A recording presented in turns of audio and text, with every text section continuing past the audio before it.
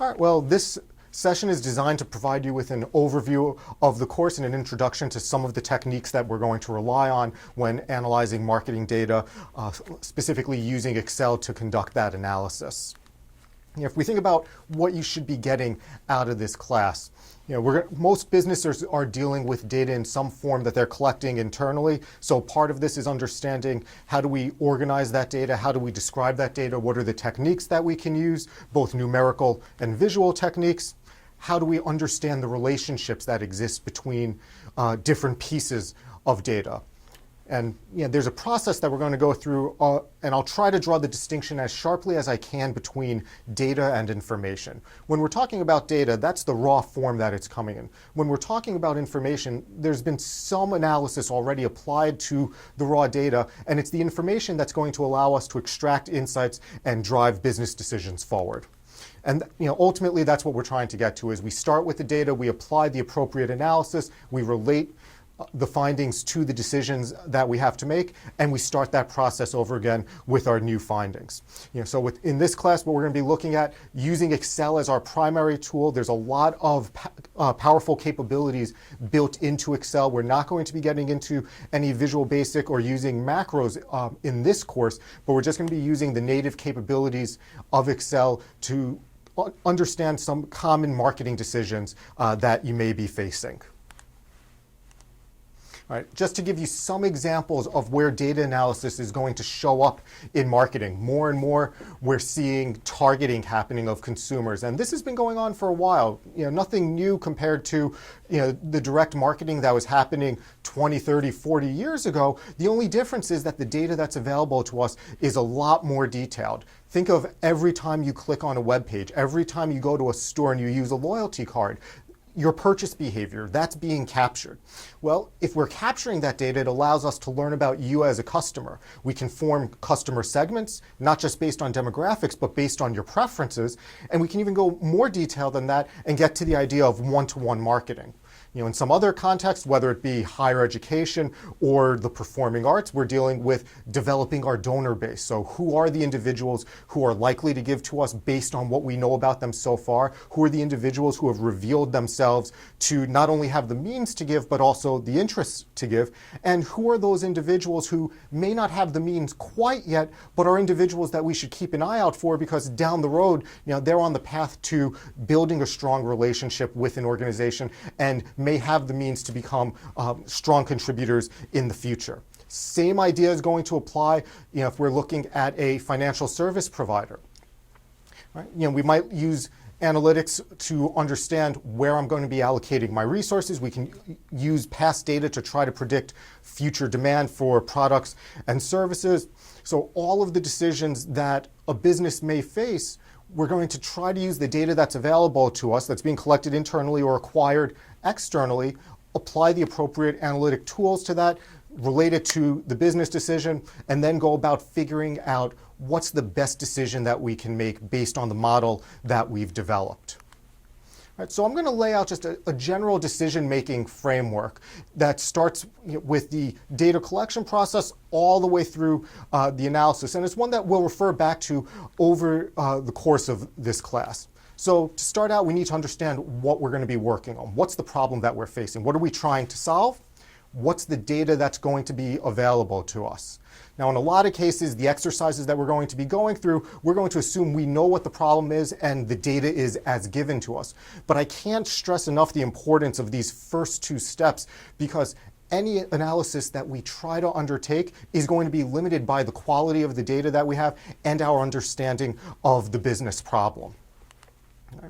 So a first step might be to, with the data that you have at your disposal, understand the relationships that exist among the variables in the data itself. And the terminology of variables, data, fields, we'll come back to this a little bit later on in this session, just to clarify and make sure that we're all on the same page. But a common example might be to say, let's understand the relationship between price and sales. Well, we would expect that the higher the price we charge, typically sales go down. If we think about the relationship between advertising and sales, that's one where we might might expect to see a positive relationship, but it may start to slow down at some point. Maybe the first couple of ads, I start to see a big response in sales, but after you've seen a commercial maybe for the 100th time, it may not be as effective. So what's the nature of the relationship? Not just is it increasing or decreasing, but what's the rate of the increase or what's the rate of that decrease?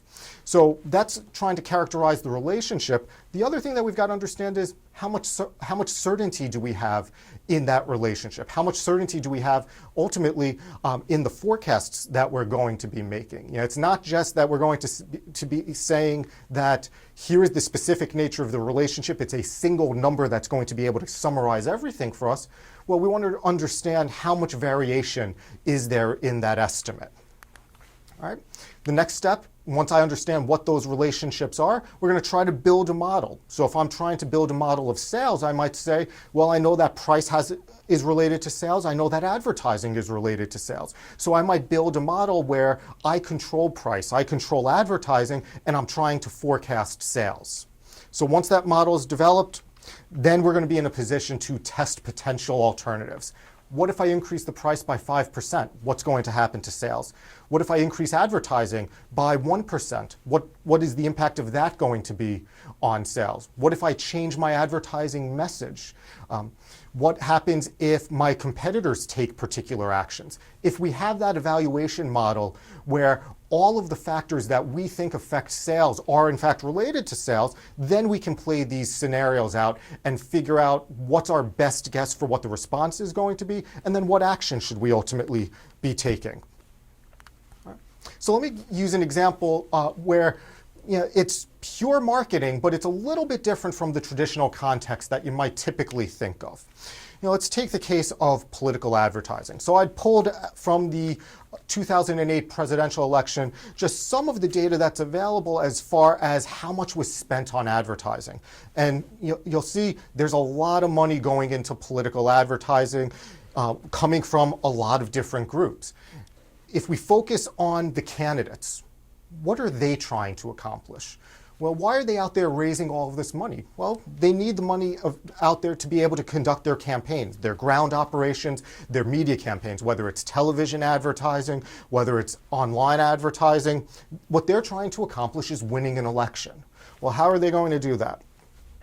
They're going to put a lot of money into the advertising. We quote from the 2012 election where President Obama is compared to a top 100 advertiser based on the amount of money that was spent on advertising. So this is becoming a space where a lot of resources are being poured into the political campaigns. So we're going to approach it from the same perspective as we would any sales problem.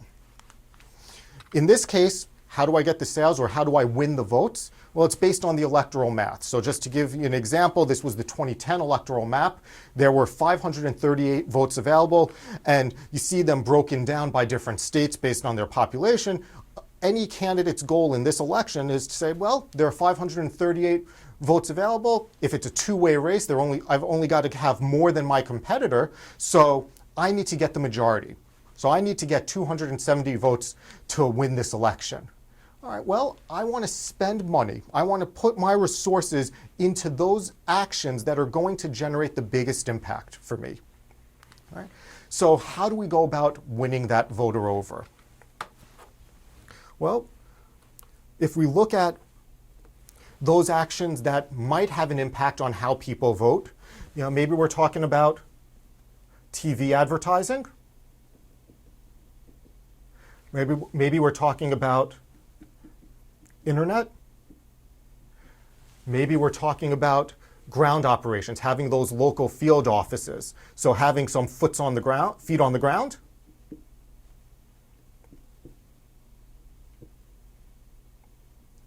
Now these are the factors that we can pour money into. Well, let's take one of these actions. Let's take TV advertising, since that's where a lot of money ends up.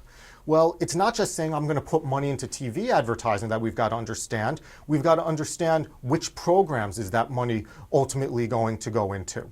And depending on which program I put that money into, there's going to be a different cost associated with it. So in order to bear those costs, I need to have a war chest. I need to have funds available. If I want to advertise in college football games, what's the price to advertise in those college football games? How much is it going to cost me to do that? Is that the best program for me to be spending my money in? Well, it depends. Who's watching college football? Same logic is going to apply to the decision of how much should I be spending online? Where should I be opening up these local offices? So there are the actions that we can take. There's a price or a cost associated with those actions. And in order to cover the cost of my actions, I need to do fundraising. And ultimately, we're hoping that our marketing efforts are going to impact people's voting behaviors. Now, here's the challenging part. We can have models that tell us here's the expected impact of TV advertising in college football when I air commercials in battleground states. We've got our best guess, and that's what our evaluation model is going to give us for the impact of an additional television commercial. But it's our best guess. It's not saying that this is a sure thing. So there's a lot of uncertainty that's going to come into play in terms of the outcome. What kind of impact does advertising have on voting behavior? Sure, there's that best guess, but there's that plus or minus. Think of it as the margin of error. So that's something that we've got to take into account. There are also going to be factors that we haven't controlled for, factors that we couldn't see coming because there was no reason for us to include those in our model. So the models we build, think of them as schematics. It's designed to provide a representation of what's going to affect, in this particular example, voting behavior. The actions that we're taking are expected to have an impact, but there's no way that we can possibly hope to encompass every single variable that might affect an individual's decision to vote. That's going to get lumped into that measure of uncertainty that we're not going to be able to predict.